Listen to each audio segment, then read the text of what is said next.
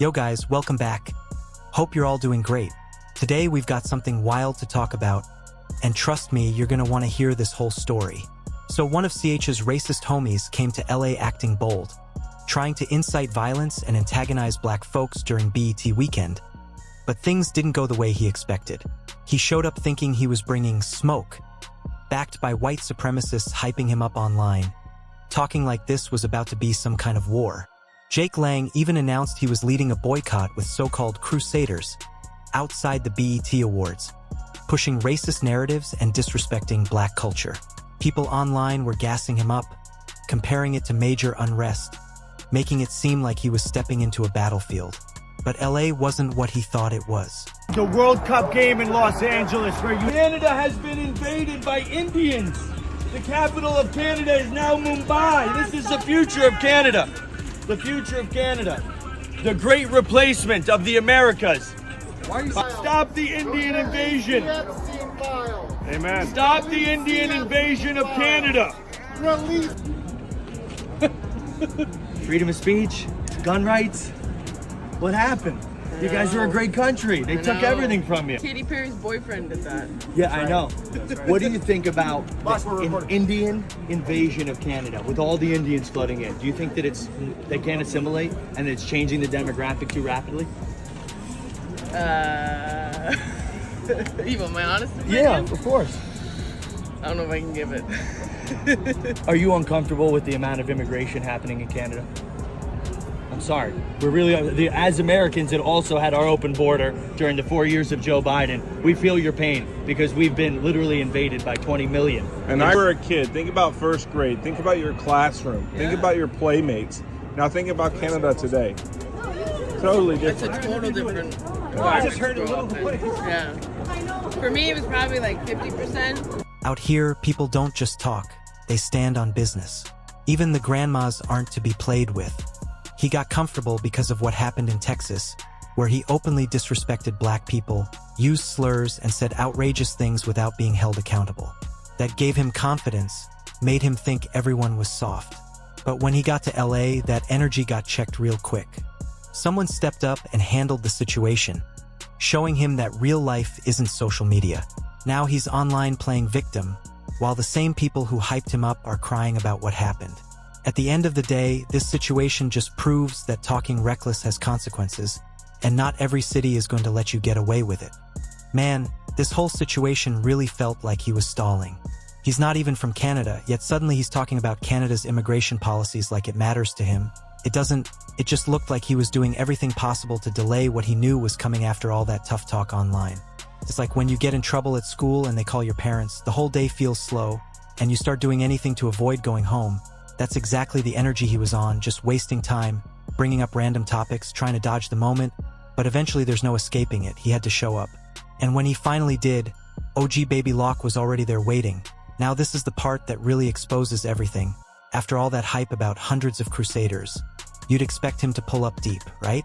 But nah, that was all talk. This is what happens when people gas themselves up online. In reality, he showed up with barely anyone. One of them looked scared to even show his face, hiding behind a mask like his heart wasn't really in it. Another guy didn't look like he belonged in that situation at all. The whole army he promised turned out to be just a couple of people, and it made the whole thing look like straight clown behavior. And then there was his so-called security. The guy he brought to protect him didn't look ready for anything serious at all. In fact, when things started getting real, even that security ended up running. That's when you really see the difference between talking tough online and facing reality. All that hype, all that confidence disappears real quick when you're actually in the moment. At the end of the day, this whole situation just showed that a lot of people love to act bold behind a screen. But when it's time to stand on it in real life, they're not built for it. Man, you really had no business being security for anybody in that situation. You were out there looking completely unprepared, nervous, and paranoid, constantly looking back like something was about to happen in any second. And the crazy part is, it wasn't even serious yet. The younger dudes ran you off. You didn't even come face to face with anyone major. That was just the beginning. That alone tells you everything about how real the situation got. Once they were done with the so-called security, things escalated quickly. OG Baby Locke stepped in and handled things behind the SUV, and from that point it was clear that all that confidence and hype from earlier was gone. This man really thought LA was going to be like any other place he had been before, but it doesn't work like that. Out here, the energy is different, and reality hits fast when you've been talking big without being ready to back it up.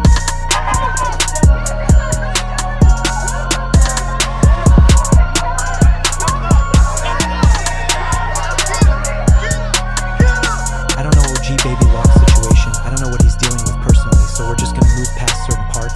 But from what you could see through the SUV and the tents, it was clear things got real very fast. All that Crusader talk disappeared in an instant. You have to ask yourself, where was that same energy now? After all that hype, after all that talking online, how do you end up in a situation where you're not even standing your ground? It just didn't match the image that was being pushed before. And then it gets even crazier, because instead of standing on everything he was saying earlier, he starts moving toward the police. Not even actual police at first, just traffic officers, and he's already trying to get their attention like he needs saving. That's when you really see the difference between the persona online and reality in person, because everything switched up the moment things got serious.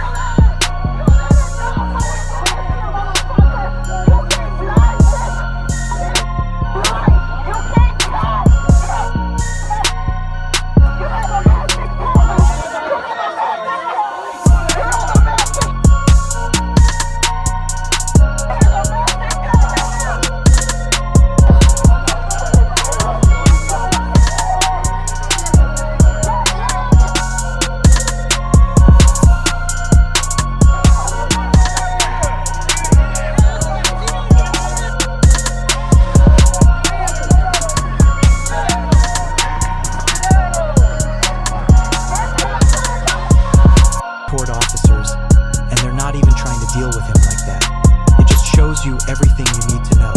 You traveled all that distance talking about a crusade, hyping everything up online, and when it came time to stand on it, all we saw was running and panic. There was no crusading, none of that energy he promised, just a complete switch once reality hit. And it didn't stop there, because after everything, once the cameras were off, now he's online playing victim, claiming he was attacked and trying to spin the story. But the same people who saw everything already know what really went down. You can't come into situations disrespecting people, pushing that kind of energy, and then act surprised when things don't go your way. And then to go online and twist it into something else that only works on people who already believe that narrative. At the end of the day, this whole situation just showed the difference between internet talk and real life. When it was time to stand on everything that was said, it all fell apart, and that's what people are really seeing now.